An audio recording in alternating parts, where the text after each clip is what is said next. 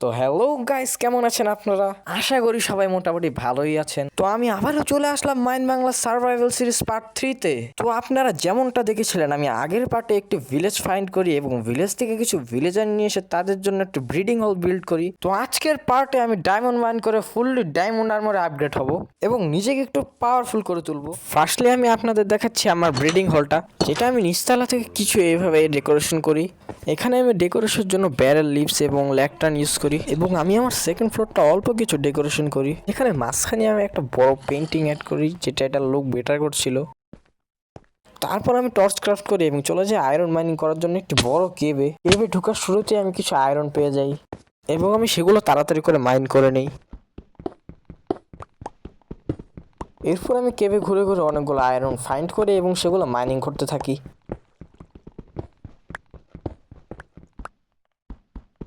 এরপর আমি কেপ থেকে পুরো 44টা আয়রন মাইন করে নিয়ে আসি এবং আমি এসে আমার ব্রিডিং হলে ঘুমিয়ে যাই।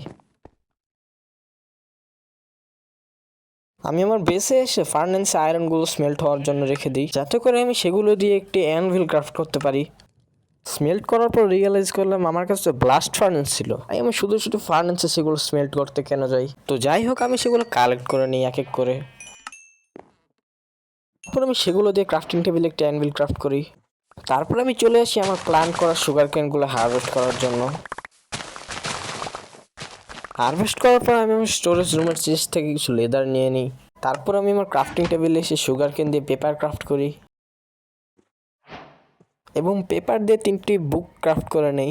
বুক দিয়ে আমি বুক শেলফ ক্রাফট করি এবং কিছু উড দিয়ে প্ল্যাঙ্ক ক্রাফট করে আমি সেগুলো দিয়ে একটি ল্যাকটার্ন ক্রাফট করে নিই, যাতে করে আমি ভিলেজারকে জব দিতে পারি। ভিলেজারের কাছে এসে দেখি তারা অলরেডি ব্যারেল থেকে জব নিয়ে রেখেছিল, তাই আমি ব্যারেলগুলো এক এক করে রিমুভ করে দেই, যাতে করে তাদের আমি ল্যাকটার্ন দিয়ে জব দিতে পারি। এরপর আমি তাদের ল্যাকটার্ন দিয়ে জব দিয়ে ফরচুন নেওয়ার ট্রাই করি, যাতে আমি আমার মাইনিং ট্রিপটা আরও সহজ করতে পারি। কিছুক্ষণ ট্রাই করার পর আমি মেন্ডিংয়ের বুক পেয়ে যাই, যেটা আমার সামনে খুব প্রয়োজন হবে। তাই আমি আমার ক্রাফটিং টেবিলটা প্রেস করে কিছু পেপার ক্রাফট করে নেই। পেপার দিয়ে আমি মেন্ডিংওয়ালা ভিলেজারের ট্রেডটা লক করে দিই। এরপর আমি আরেকটা ল্যাকটার্ন ক্রাফট করি। এরপর সেকেন্ড ভিলেজার থেকে আমি আমার ফরচুনের ট্রেডটা নেওয়ার ট্রাই করি। এরপর 15 মিনিট ট্রাই করার পর আমি আমার ফরচুনের বুকটা পেয়ে যাই।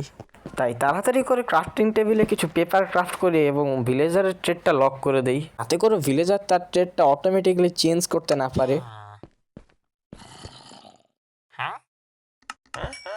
তারপর আমার আরেকটা ভিলেজার দরকার ছিল, তাই আমি স্টোরেজ রুম থেকে কিছু ফুড নিয়ে নিই এবং ব্রেডগুলো ভিলেজারের কাছে দিয়ে দিই, যাতে তার ব্রিডিং করতে পারে। ব্রেড দেওয়ার সাথে সাথে ওই ভিলেজারটা অন্য ভিলেজারটাকে ব্রেড দেওয়া শুরু করে, যাতে তারা ব্রিডিং করতে পারে। কিছুক্ষণের ভিত্তিতে তারা ব্রিডিং করা শুরু করে দেয় এবং আমি ওখান থেকে চলে আসি। তারপর আমি 2-4টা ফ্লেচিং টেবিল ক্রাফট করার জন্য গ্র্যাভেল থেকে ফ্লিন্ট কালেক্ট করতে থাকি।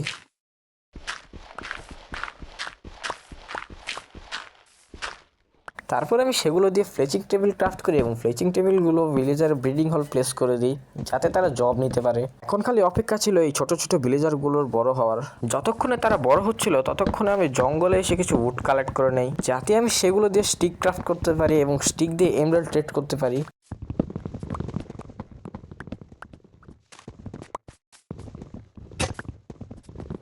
তারপর আমি আমার হাউসে এসে উড দিয়ে অনেকগুলো স্টিক ক্রাফট করে নিই। তারপর একটা ভিলেজার বড় হয়েছিল এবং সেই ভিলেজারটি অকাজে ভিলেজার ছিল, তাই আমি সেই ভিলেজারটাকে মেরে ফেলি এবং বাকি ভিলেজারগুলো বড় হওয়ার ওয়েট করি। তারপর একটা ভিলেজার বড় হয়ে যায় এবং ভিলেজারটা বড় হওয়ার সাথে সাথে ফ্লেচারের জব নিয়ে নেয়, তাই আমি দেরি না করে তার থেকে অনেকগুলো এমরাল্ড ট্রেড করে নিই। এরপর আমার সেকেন্ড ভিলেজারটা বড় হয়ে যায় এবং তার থেকে অনেকগুলো এমরাল্ড ট্রেড করে নিই। এরপর আমার থার্ড ভিলেজারও বড় হয়ে যায় এবং তার থেকে যতগুলো পারি ততগুলো এমরাল্ড ট্রেড করে নিই। তারপর আমি আমার বেসে এসে 2টো বুক ক্রাফট করে নিই এবং চলে যাই আমার ভিলেজার ব্রিডিং হলে। ব্রিডিং হলে এসে ভিলেজারের কাছ থেকে আমি আমার ফরচুন 2 এর 2টো বুক ট্রেড করে নিই। তারপর আমি ইনভেন্টরি থেকে অ্যানভিল বের করে নিই। অ্যানভিলের ভেতর ফরচুন 2 এর 2টো বুক কম্বাইন করে ফরচুন 3 ক্রাফট করে নিই এবং ফরচুন 3 এর বুকটা আমি আমার পিক্যাক্সে লাগিয়ে দিই। তারপর আমি ক্রাফটিং টেবিলে অনেকগুলো পিক্যাক্স ক্রাফট করে নেই এবং সোজা চলে আসি ডায়মন্ড মাইনিং করার জন্য। তারপর আমি একটা কেভে আমি আমার ওয়ার্ল্ডের ফার্স্ট ডায়মন্ড পেয়ে যাই এবং সেটা আমি আমার ফরচুন 3 এর পিক্যাক্স দিয়ে তাড়াতাড়ি করে মাইন করে নেই। ফার্স্ট ডায়মন্ড মাইন করার সাথে সাথে আমি 2টো ডায়মন্ড পেয়ে যাই। তারপর সেকেন্ড ডায়মন্ড মাইন করার সাথে সাথে ওখান থেকে আমি 3টা ডায়মন্ড পেয়ে যাই। তারপর আমি ঘুরতে ঘুরতে আরও একটা ডায়মন্ড পেয়ে যাই। তাই আমি দেরি না করে তাড়াতাড়ি করে সেই ডায়মন্ডটাও মাইন করে নিই। সেই ডায়মন্ডটাও মাইন করার সাথে সাথে আমি সেখান থেকে 3টা ডায়মন্ড পেয়ে যাই। তারপর আমি একটু আশেপাশে মাইন করি আরও কিছু ডায়মন্ড পাওয়ার আশায়। আশেপাশে মাইন করে আমি আরও একটা ডায়মন্ড পেয়ে যাই এবং সেটা মাইন করার সাথে সাথে আমার কাছে মোটমাট 12 ডায়মন্ড হয়ে যায়। তারপর আমি ওই একই ক্যাবে ঘোরাঘুরি করে আরও কিছু ডায়মন্ড পেয়ে যাই এবং সেগুলোও আমি মাইন করে নিই। তারপর আমি আরও কিছু ব্লক এগোতে আরেক জায়গায় আমি 2টো ডায়মন্ড পেয়ে যাই এবং আমি আমার ফরচুন 3 পিকনিক্সে তাড়াতাড়ি করে সেগুলো মাইন করে নিই। তারপর অনেক কিছু ঘোরাঘুরি করার পর আরও এক জায়গায় আমি আবার ডায়মন্ড পেয়ে যাই। সেগুলো মাইন করার পর আমার কাছে মোটমাট 25টা ডায়মন্ড হয়ে যায় এবং ওই কেপটা আমি এক্সপ্লোর করতে থাকি এবং ডায়মন্ড পেতে থাকি। এর সাথে সাথে আমার মানিও কন্টিনিউ থাকে।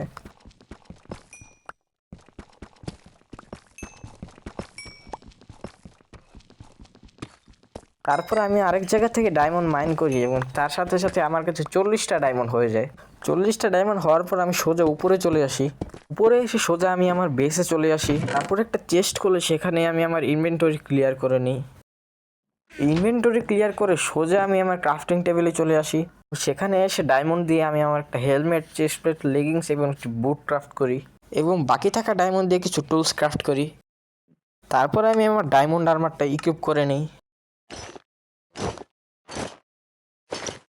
এবং আমার আয়রন আর্মারটা আমি আমার চেস্টে রেখে দিই। তারপর বাকি থাকা ডায়মন্ডগুলো আমি আমার বেডরুমের ব্যারেলে রেখে দিই।